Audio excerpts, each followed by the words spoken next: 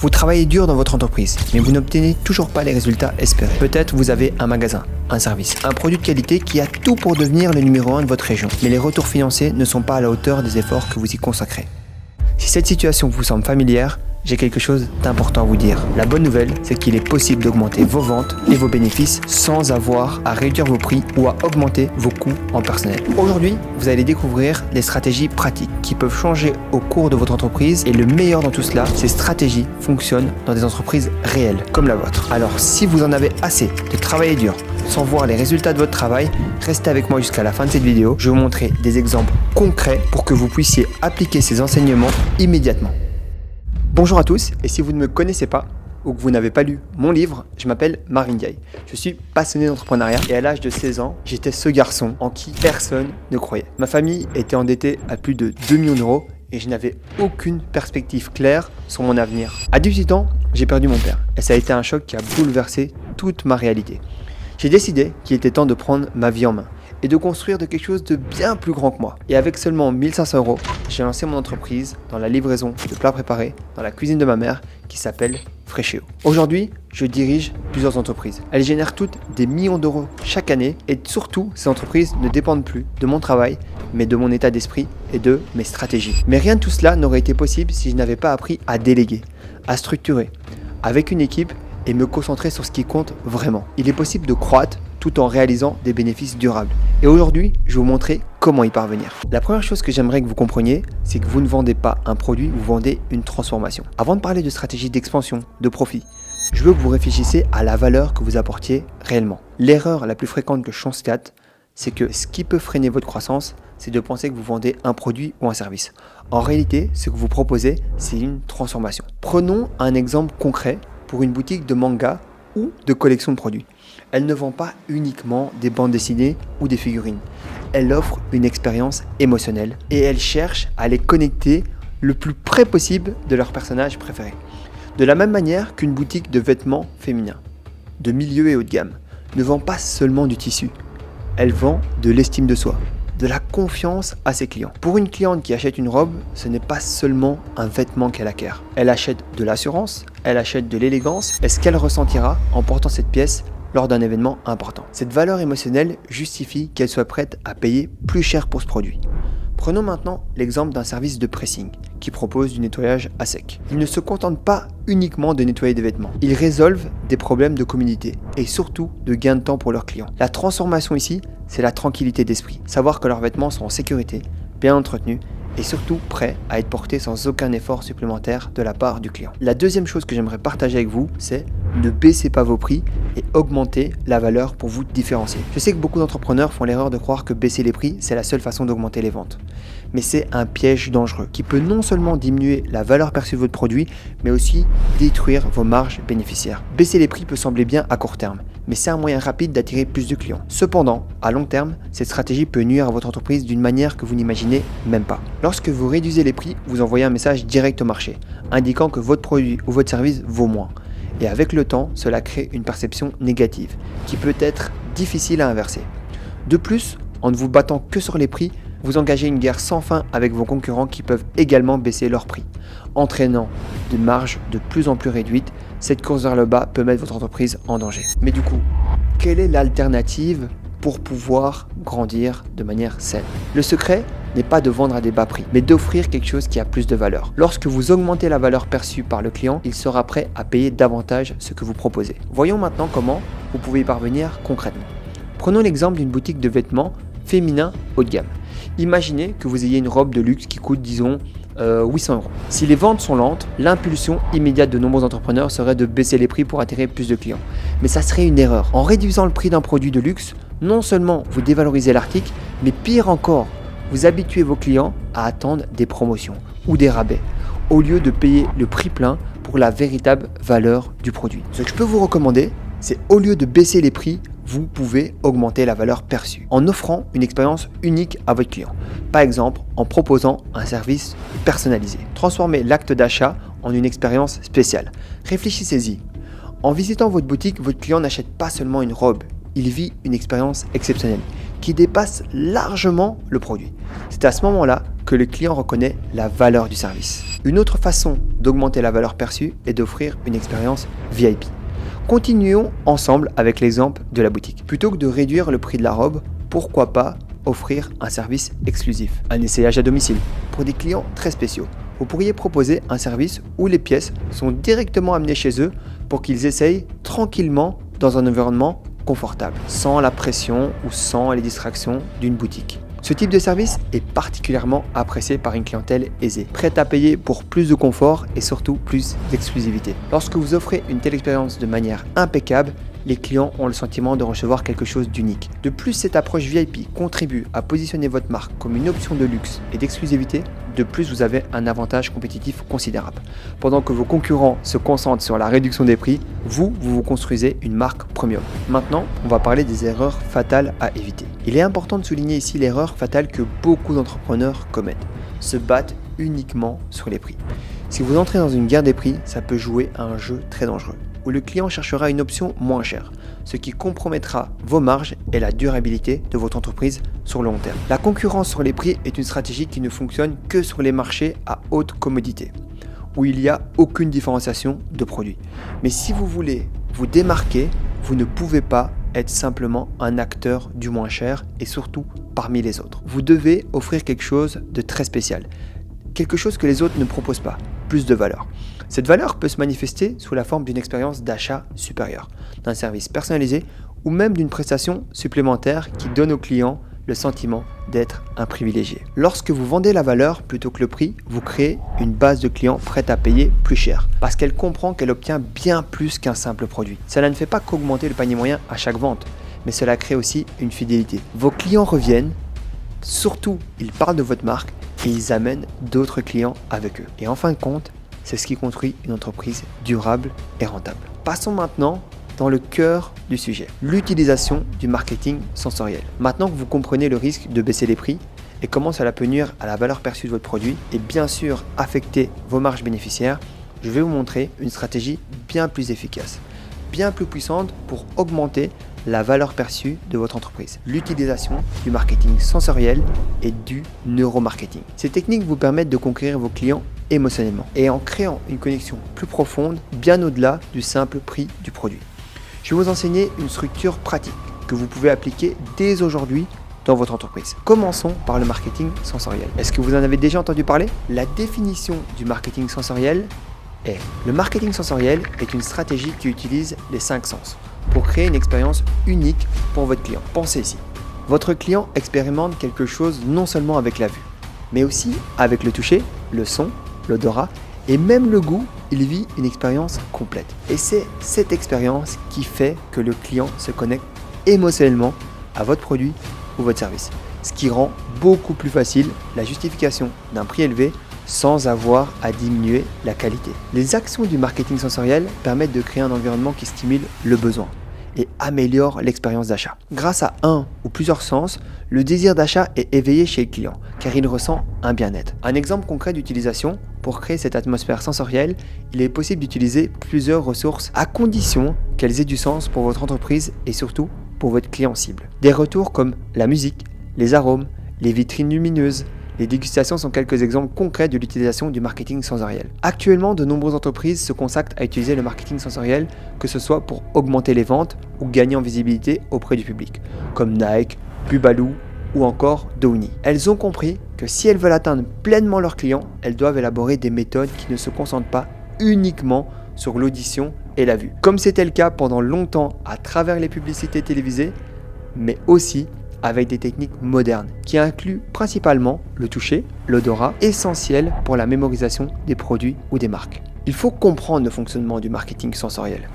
Nos sens possèdent des structures et des transmetteurs. Chacun d'eux se connecte activant différentes régions de notre système nerveux central. Cependant, les marques utilisent principalement des stimuli qui activent 2 zones spécifiques. Le système limbique, responsable des émotions et d'une partie de notre mémoire, et le néocortex, qui gère toute notre partie rationnelle. Comprendre l'essence et comment fonctionne chacun selon sa structure, ainsi que les résultats générés après la détection cérébrale, devient essentiel dans la stratégie marketing sensorielle d'une entreprise. Pour simplifier tout ça, j'ai créé un acronyme facile, TAGAS. T-A-G-A-S, que vous pouvez appliquer dans votre entreprise dès aujourd'hui. La première chose, c'est le T, pour toucher. Une expérience tactile. La sensation que votre produit procure au toucher est essentielle pour générer une impression de qualité. Si vous vendez des vêtements par exemple, laissez le client sentir le tissu, toucher les textures et comment le produit s'adapte vraiment à lui. Une boutique technologique permettait au client, comme le fait Apple, de toucher les iPhones, de jouer avec et ainsi de pouvoir faire de l'interaction. Le deuxième, c'est le A pour audition. Environnement sonore. Le son a un impact direct sur les émotions. Un environnement avec une musique douce peut aider les clients à se sentir beaucoup plus détendus, tandis qu'une musique entraînante peut susciter de l'excitation. Le choix de la bonne bande sonore pour votre magasin ou pour votre espace de service contribue à créer une expérience émotionnelle positive. Par exemple, dans un café, vous choisissez des musiques qui instaurent une atmosphère beaucoup plus confortable, beaucoup plus agréable. Dans une papeterie, de la musique pop ou pop rock qui résonne avec un public jeune pourrait être idéal. Pour une marque de chaussures comme Nike, l'utilisation de musique évoquant des émotions beaucoup plus fortes, comme l'enthousiasme, la détermination ou encore l'espoir. Le troisième G, c'est pour goût, expérience gustative. Même si vous ne vendez pas de nourriture, vous pouvez inclure le goût en offrant des dégustations ou des produits en guise de courtoisie, comme par exemple un chocolat gourmet ou un café. Cette approche peut aider à promouvoir des produits que vous vendez. De plus, des études montrent que lorsqu'un client goûte quelque chose de nouveau en magasin, s'il aime ce qu'il lui est offert, il est plus susceptible d'acheter le produit ou d'être tenté d'essayer d'autres marques ou articles. Par exemple, les glaciers qui laissent les clients goûter les parfums avec une petite cuillère ont tendance à susciter une plus grande réceptivité. Le quatrième point, il est pour le A de arôme, mémoire olfactive.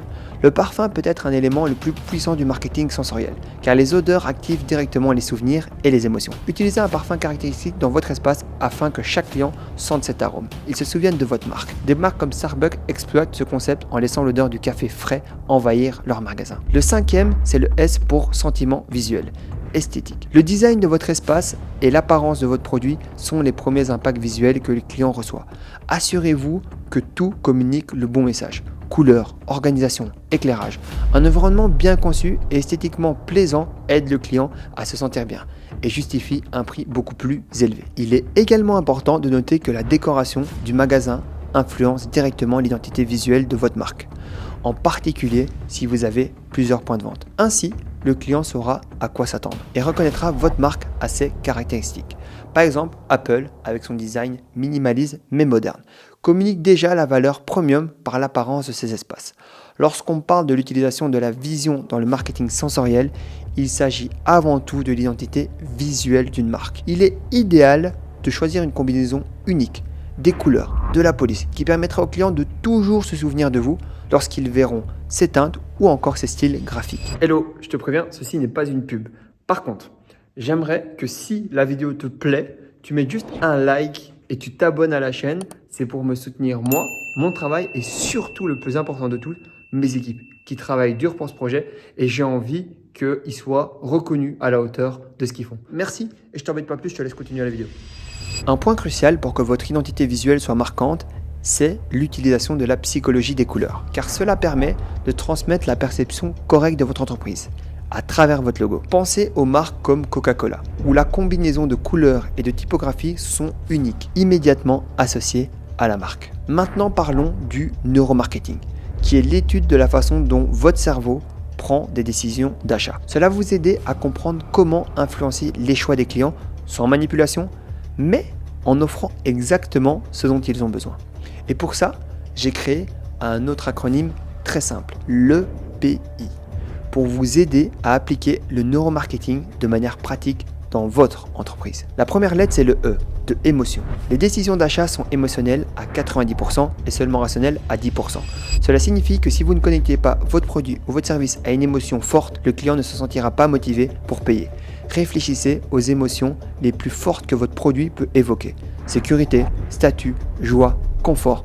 Mettez ces émotions au cœur de votre communication. Prenons un premier exemple. Une boutique de vêtements peut montrer comment ses produits augmente l'estime de soi. Maintenant, si vous êtes consultant en affaires, montrez à vos clients comment ils se sentiront en recevant l'aide adéquate pour résoudre leurs problèmes. Utilisez des témoignages de clients satisfaits pour illustrer l'impact émotionnel positif que votre consultation a généré, comme la sécurité et la confiance. Le deuxième P, c'est le P de patron. Le cerveau humain adore les modèles et la prévisibilité. Utilisez cela pour créer à votre avantage des routines visuelles et de la cohérence dans votre message. Si vous offrez une expérience cohérente dans toutes vos interactions, que ce soit sur les réseaux sociaux, dans votre magasin physique ou lors du service après-vente, les clients ressentent de la confiance et ils seront beaucoup plus enclins à revenir. Le troisième I, c'est pour instinct, l'instinct de survie. L'instinct de survie est activé lorsque nous percevons quelque chose qui peut nous être bénéfique. Utilisez cela de manière positive dans des campagnes qui créent un sentiment d'urgence, comme des promotions à durée limitée, ou qui montrent que votre produit résout un problème de manière urgente. Mais souvenez-vous d'un point important, ne manipulez jamais. Soyez honnête et transparent, montrant comment votre produit est la meilleure solution à un besoin réel. Maintenant, nous allons approfondir l'analyse pour que vous compreniez mieux comment les grandes marques utilisent les 5 sens pour vendre davantage chaque jour. Commençons par analyser une marque que tout le monde connaît, Ralph Lauren. Comment elle offre bien plus que des vêtements, en créant une expérience premium qui va bien au-delà de l'évidence. Ralph Lauren utilise le marketing sensoriel de manière sophistiquée pour créer une immense valeur chez les clients et une expérience qui captive à la fois l'essence et l'esprit. Prenons la première chose, le toucher. La qualité du toucher des vêtements Ralph Lauren va bien au-delà d'un simple tissu. Ils utilisent des matériaux de très haute qualité, comme le coton égyptien, le cachemire et même la laine mérinos. Mais le détail le moins évident réside dans les coutures raffinées, les finitions impeccables et même le poids des tissus qui procure une sensation de luxe au contact direct avec la peau. Les boutons de fermeture éclairent en métal personnalisé. La coupe parfaite et la façon dont le vêtement s'ajuste au corps transmettent immédiatement la valeur premium. Concernant l'audition, dans ces boutiques, l'ambiance est soigneusement orchestrée, avec une bande sonore douce, généralement du jazz ou de la musique classique, pour créer une sensation de sophistication et de calme. Cela aide les clients à se sentir transportés dans un univers élégant. Pour les goûts, Ralph Lauren exploite également The Polo Bar, un bar à New York où l'expérience de la marque va bien au-delà de l'aspect visuel.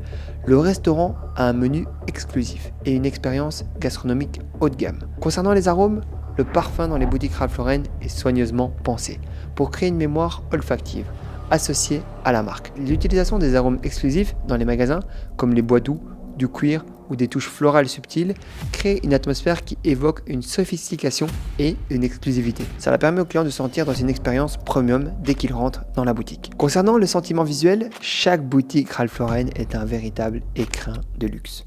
Des meubles en bois rustique, des vêtements soigneusement organisés ainsi que les accessoires.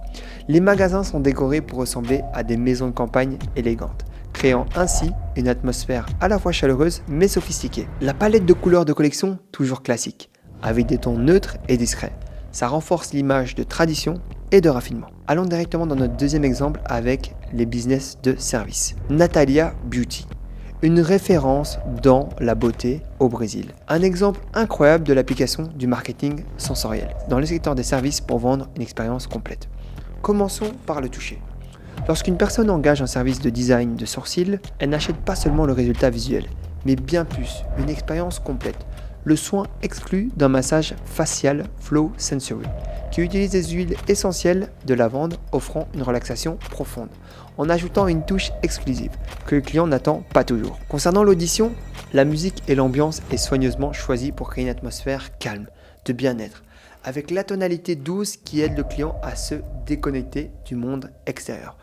Les séances se déroulent dans un environnement serein, avec des lumières tamisées et surtout une bande relaxante sonore, transformant ainsi le traitement de beauté en un véritable moment pour soi. Pour le goût, pendant le soin, les clients sont accueillis avec du thé, du café gourmet ou même de l'eau aromatisée, rendant ainsi leur temps passé au salon encore beaucoup plus agréable. Pour les arômes, l'ambiance parfumée avec des arômes délicats et sophistiqués, tels que l'utilisation des huiles essentielles de lavande pendant les traitements esthétiques.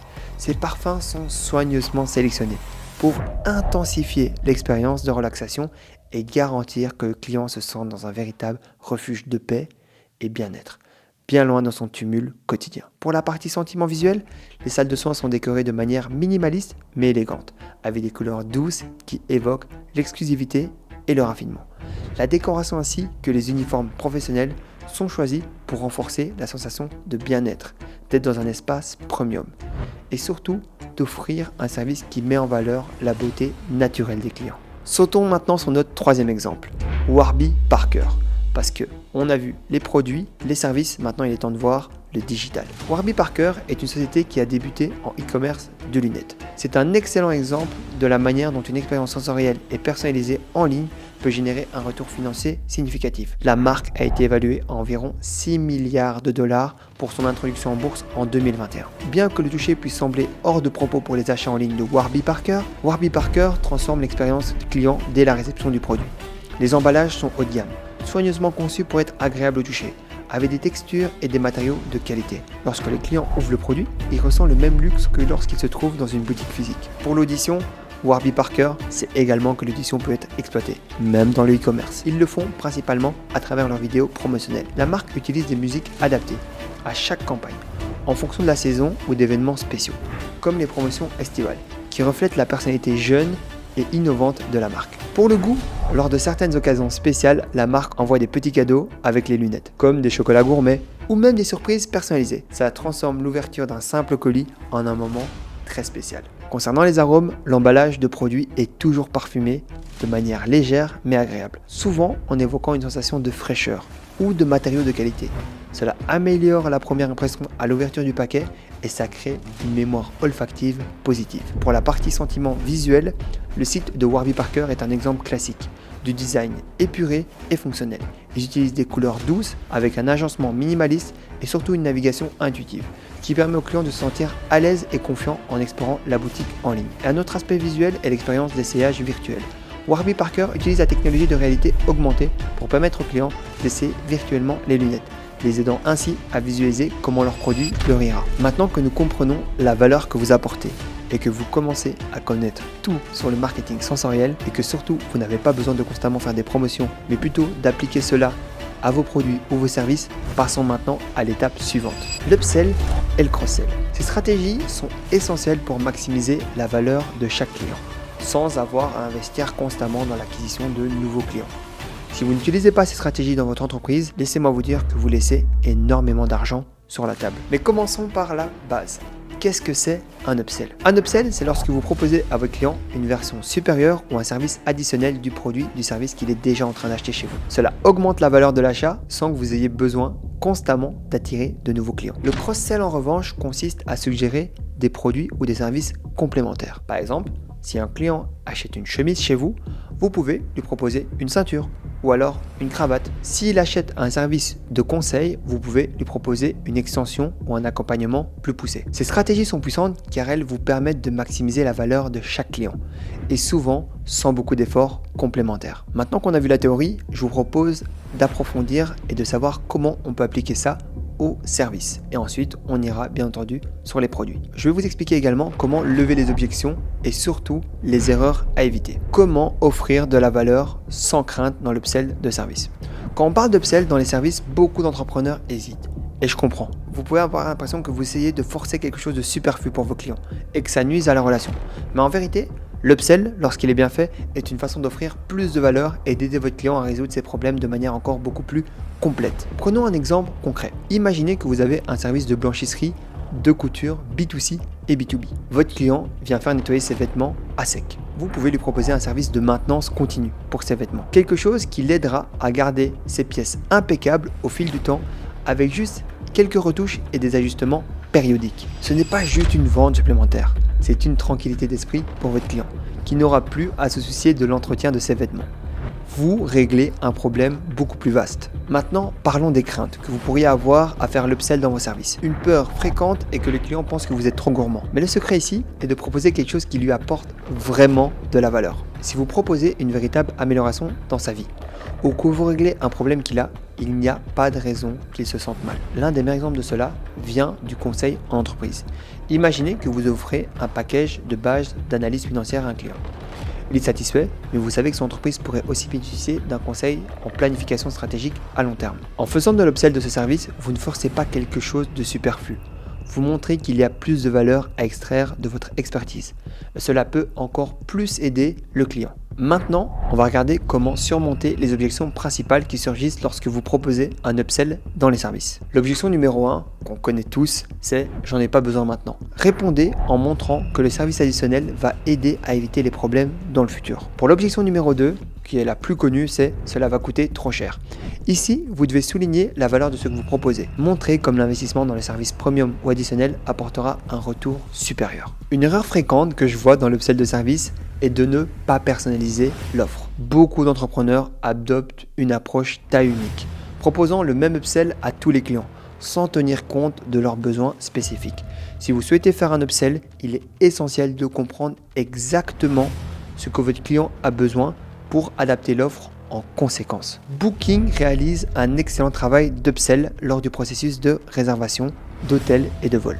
Le site propose des surclassements, tels que des chambres avec une meilleure vue ou le petit déjeuner inclus, en fonction du choix du client initial. Cela permet au client de sentir qu'il améliore son expérience, sans avoir l'impression que c'est juste une tentative de faire dépenser plus. Un autre exemple, les maîtres McDonald's. Ils pratiquent l'upsell de manière extrêmement efficace dans leur restaurant et leur drive-in. Ils demandent toujours si le client souhaite agrandir sa boisson ou ses frites ou même ajouter des desserts, à prix réduit évidemment. C'est une approche simple mais très efficace car elle offre une personnalisation de l'offre en fonction de la commande du client. Un autre exemple d'un magasin très connu, Sephora. Sephora utilise une approche sophistiquée d'upsell en analysant le comportement de navigation de données d'achat de chaque client. Et ça leur permet de créer des offres hautement personnalisées. Sephora va encore plus loin. Ils ne se contentent pas juste de proposer un service complémentaire, mais ils peuvent suggérer des éditions limitées, des produits pour lesquels les clients ont montré de l'intérêt. Maintenant, on doit passer au classique des classiques.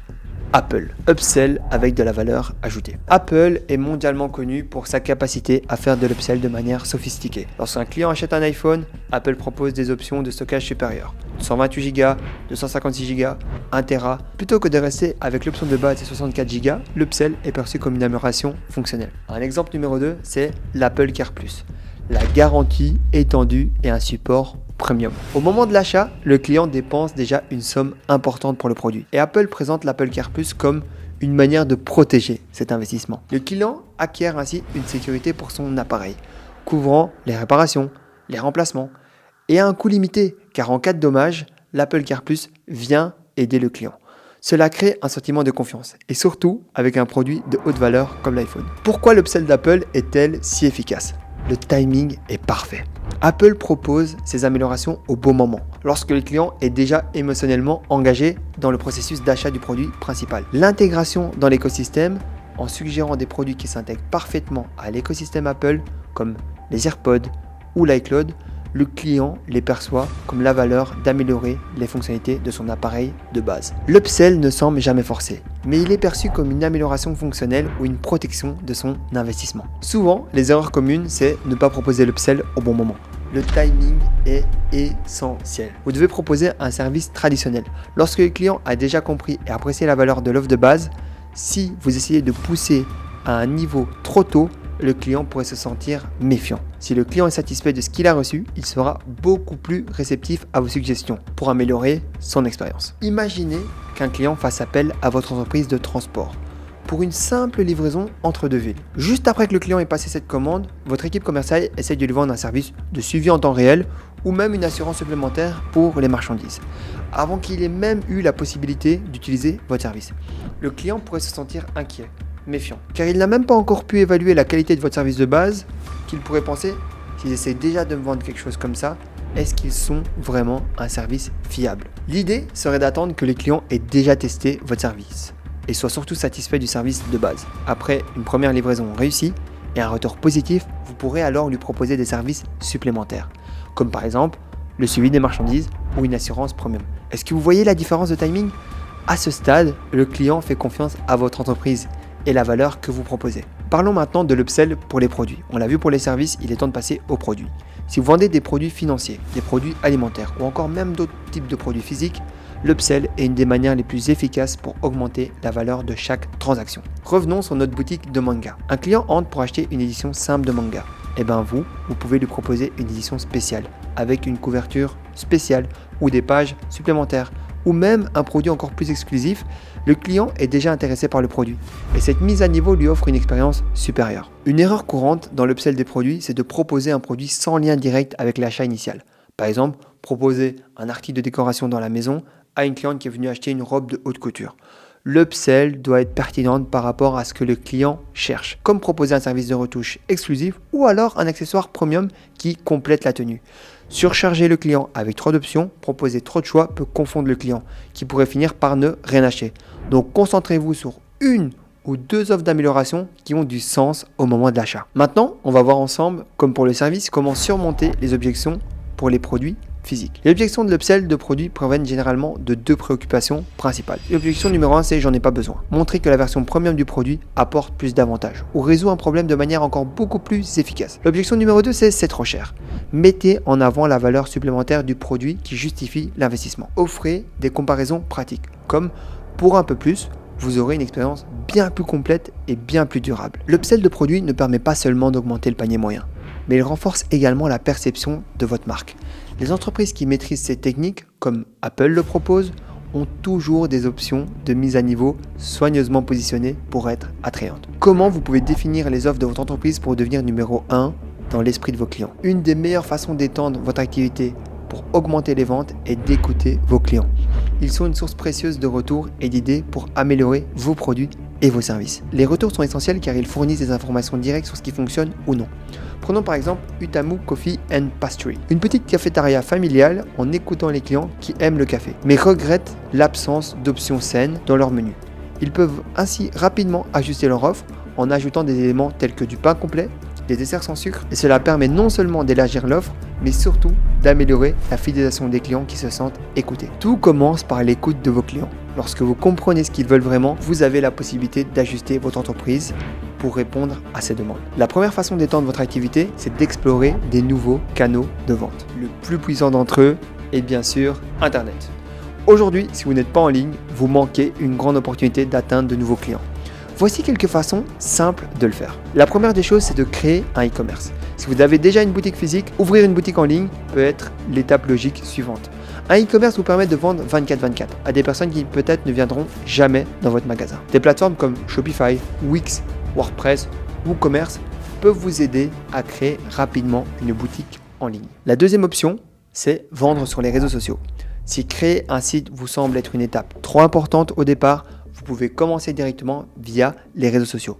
Instagram, Facebook, Twitter, WhatsApp vous offrent des moyens simples de présenter et de vendre vos produits. Un troisième moyen connu pour augmenter votre présence digitale, c'est de vendre sur les marketplaces. Une marketplace comme Amazon, cela vous permet de profiter de plateformes qui comptent déjà des millions d'utilisateurs prêts à acheter. Et ça vous facilite grandement la tâche pour vendre via le digital. Enfin maintenant, parlons d'augmenter votre visibilité et surtout de manière efficace. Des stratégies de marketing digital. Voici des actions que vous pouvez mettre en place rapidement. 1. Les annonces payantes sur les réseaux sociaux. Des plateformes comme Facebook Ads, Instagram Ads vous permettent de cibler vos annonces vers les publics très spécifiques. Si vous connaissez bien vos clients, que ce soit par l'âge, la localisation ou les intérêts, vous pouvez directement les atteindre et attirer de nouveaux clients. Le deuxième point, c'est le SEO. Si vous avez un site internet, le SEO est essentiel pour être trouvé par des moteurs de recherche comme Google. Assurez-vous que votre site a des descriptions claires de vos produits et surtout des mots-clés pertinents et qu'il est également optimisé pour les mobiles. Cela augmente vos chances d'être à découvert. Le troisième et dernier point, c'est le partenariat avec les influenceurs. Une stratégie qui produit de grands résultats pour des entreprises de toute taille et de nouer des partenariats avec des influenceurs et d'autres entreprises de votre secteur. C'est ces collaborations qui vont vous permettre d'atteindre un public bien plus large. Les partenariats avec des influenceurs sont des méthodes efficaces pour connecter votre produit ou votre service à un public déjà établi. Les influenceurs ont souvent une base fidèle qui font confiance à leurs recommandations. Lorsqu'ils parlent de votre produit de manière sincère, cela vous offre une promotion instantanée. En envoyant des produits aux influenceurs, vous ne faites pas que promouvoir votre marque, vous créez aussi un élément de preuve sociale. Un élément essentiel dans le monde digital d'aujourd'hui. Si vous commencez avec un budget limité, vous pourriez penser que les partenariats avec les influenceurs ne sont pas viables. Mais en réalité, il est possible de le faire de manière économique et intelligente. Le secret réside dans le fait de se concentrer sur les micro et les nano-influenceurs. Ces influenceurs sont beaucoup plus accessibles et leurs recommandations sont perçues comme beaucoup plus authentiques et fiables. On sait qu'il existe des marques médiocres qui réussissent à vendre des choses sur Internet. Il y a même des gens qui promettent de faire de l'argent facile. Mais ce n'est pas en ça que je crois. Je crois en un travail bien fait, intelligent, éthique, qui permet à une entreprise de prospérer sur le long terme. Les gens apprécient et recherchent des produits d'excellence et des services qui tiennent leurs promesses. Que vous travaillez dans le transport, le conseil exécutif, la construction, le design d'intérieur ou même la cuisine, si votre produit est aussi bon que ça et que votre service est aussi excellent, alors pourquoi vous n'êtes pas aussi visible que vous devez l'être? Les gens doivent connaître votre nom ou vos services. Ils ont besoin de votre produit, mais ils ne le savent pas encore, car vous n'êtes pas encore présent sur la rue la plus fréquentée du monde, Internet. Réfléchissez à cela. Cela peut vraiment faire la différence. Voici la clé pour aller au-delà de l'espace physique. Ce n'est pas juste une bonne idée, c'est essentiel pour l'avenir de votre entreprise. Une fois que vous avez écouté vos clients et compris ce qu'ils veulent réellement, explorez les nouveaux canaux de vente. Intégrez des technologies pour faciliter la vie de vos clients et utilisez les stratégies numériques dont nous avons discuté pour accroître votre portée. Commencez dès aujourd'hui, que ce soit avec un simple e-commerce, une boutique sur les réseaux sociaux ou en explorant les marketplaces. L'important est de faire entrer votre entreprise dans le monde digital. Et ce même client reviendra acheter chez vous encore et encore et encore. Vous vous souvenez de cette leçon qui porte sur comment faire en sorte que les clients achètent plusieurs fois chez vous. Dans un monde où l'attention est disputée, plus vous apparaissez devant votre client, que ce soit sur Internet, via la mémoire olfactive, ou même avec le marketing sensoriel, plus vous avez de chances qu'il parle de vous lors d'un déjeuner, qu'il se souvienne de vous lorsqu'il doit acheter un cadeau pour sa maman, ou qu'il vienne vous voir quand il aura besoin de se détendre. Est-ce que vous comprenez à quel point cela peut changer les choses pour votre vente? Félicitations à vous d'être resté jusque-là. Mais ne quittez pas cette vidéo sans mettre 3 actions en place dès demain. Et ensuite, je veux que vous les appliquiez, car je veux que vous réussissiez dans vos affaires. Faites bien les choses basiques. Faites tout ce qui est en votre pouvoir, mais toujours restez honnête. Et en faisant ça, il est impossible que vous ayez les mêmes résultats. Ils seront bien sûr différents. Il est impossible que votre chiffre d'affaires ne s'étende pas, que votre marque ne devienne pas plus forte, maintenant que vous avez des outils pour transformer votre entreprise en une véritable machine de croissance sans avoir à travailler plus dur, mais simplement en travaillant de manière plus intelligente. Maintenant, on va ensemble récapituler tout ce qu'on a vu. Aujourd'hui, vous avez appris quelque chose de très important. C'est que vous ne vendez pas seulement un produit ou un service. Vous vendez une transformation, une sensation, une expérience unique que vous offrez à vos clients. C'est la clé pour vous démarquer, mais faire en sorte que vos clients ne payent plus seulement une fois, mais reviennent à chaque fois. Nous avons également vu comment les stratégies d'upsell et de cross-sell sont puissantes pour augmenter la valeur moyenne de vos ventes. En offrant des versions premium ou des produits complémentaires, vous maximisez les opportunités de vente, sans devoir constamment attirer de nouveaux clients. Et bien sûr, nous avons discuté sur le fait que les retours de vos clients sont vos meilleurs alliés.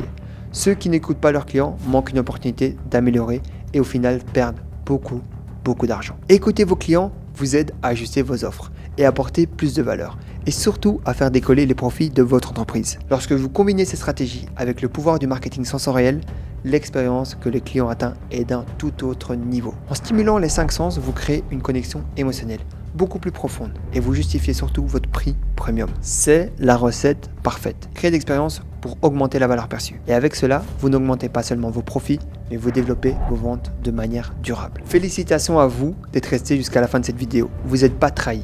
Maintenant, appliquez ces stratégies à votre entreprise. Ne les laissez pas dormir dans un tiroir. Si vous avez apprécié ce contenu, partagez dans les commentaires lesquelles de ces idées vous envisagez de mettre en œuvre.